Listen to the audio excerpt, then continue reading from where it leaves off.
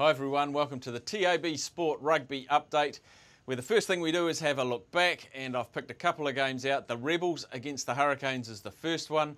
What a fantastic start to the game for the Hurricanes. It seems so long ago that we saw this sort of play from them. 2 early tries, they were well on their way. They were $1.01 in live betting. $15 were the Rebels. They had no takers, and boy, I bet you regret that because they scored some sparkling tries. This one here to Cooper Vuna. Vuna is a league convert, and he's been promising to show something like this for quite some time, and it's the sort of confidence he's going to need. He also carried on, set up the second try to Phipps, their halfback, who was outstanding on the night. And the Rebels are a team that are looking to build momentum. No history with this team, remember, first time in the comp, but they are just getting better and better, and they are going to cause some headaches for some of the other teams. The other game we've got to look back at was the history-making one, the Crusaders against the Sharks, and for me, one of the best games of Super Rugby I've seen for a long, long time. Twickenham responded, the people came out, and the Sharks, after getting off to a nice early start, well, that woke up the Crusaders, and didn't they come storming back. Some amazing tries for them. Sean Maitland just carries on. He scored 4 tries a couple of weeks ago. He dotted down a couple of times in this one as well. A great line by Zach Guilford, cutting through, feeding off to Sean Maitland. Fantastic try. Another try here too. Sonny Bill Williams, his trademark offload. Dan Carter must just love playing inside this guy. Surely he's now pushing hard for the number 12 All Black jersey, starting spot. He's just been unbelievable in defence, attack, everything. Great try, Dan Carter. Crusaders, you are unbeatable at the moment. Let's have a look inside the black book from last week, where we have a look at the big bets. Winners or losers, I'll let you know what they are. $10,500 is the first one I'm telling you about. It was on the Reds against the Cheetahs. It was at only $1.01, so they were well in front. It was live betting, so no great risk there. Also another $10,000 before the kickoff on the Reds at $1.14. That one came in as well. But what about this one? $70,000 went on the Blues. And if you remember, about the 31-minute mark in the first half, they were camped on the Chiefs line. The referee had warned the Chiefs, if you collapse the scrum one more time, it's going to be a penalty try.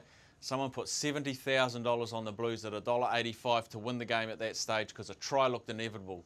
Didn't come. They got the penalty 10-6, and I bet at halftime the punter was very, very nervous, but they got up over the line, and a nice 55,000 odd profit for that punter. That one hurt us. So to round 7 of Super Rugby, and Friday night we're heading down to Invercargill, where the Highlanders are hosting the Brumbies. Now the Brumbies are starting to show a little bit of form. Yes, they went down last week to the Waratahs, but only just. They showed some good play in the forwards. Their try-scoring, barnstorming prop Ben Alexander dotted down again. I think he got 7 or 8 tries last year, and he dotted down again here against the Waratahs. It wasn't enough to hold them out. The Waratahs getting up late and winning that one just, but they are going to Invercargill. The Highlanders are rested. They've had a great start to the campaign. They will be looking forward to this. I can only see a Highlanders win. They have to start well though. If the Brumbies get their tails up, they're going to be very, very hard to beat.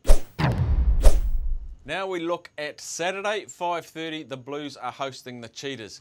Now you remember a couple of weeks ago the Cheetahs caused the upset, well, I think of Super Rugby history almost, when they beat the Waratahs in Sydney. Their game came back with a thump. They found reality, and the Reds pasted them, and they are going to Auckland. They're going to take on the Blues, and the Blues should simply be too good. They won an arm wrestle of a game last week, didn't they, in Waikato? The weather was poor, it was very wet, and with this game being in Auckland, chances are it's going to be wet again. So they're good in that condition.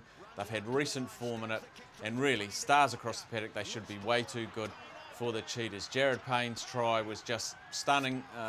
Would have been a penalty try anyway, but I'm expecting more than one try from the Blues against the Cheetahs, and it could be very, very high scoring on the blue side of the ledger anyway. So now to the Hurricanes against the Bulls up there in Hawke's Bay. And what can you say about the Hurricanes? We used to call them the hot and cold team, but at the moment they are just cold. But the good news is they're going to bounce back this week because they're playing the Bulls. So you always get up when you're playing against the Bulls. They've been past champions, but they've been terrible this year, in my opinion. They've had 3 wins, 2 of them against the Lions, 1 against the Cheetahs, and when they've played real teams, they've lost, and that was to the Highlanders and Stormers. And I still believe the Hurricanes are a real team. It's time for them to turn their season around. Yes, the Bulls got a nice try last week to get their win over the Lions, but they've been scratching out their wins.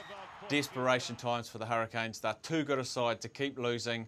I'm looking for a good win and even a big one.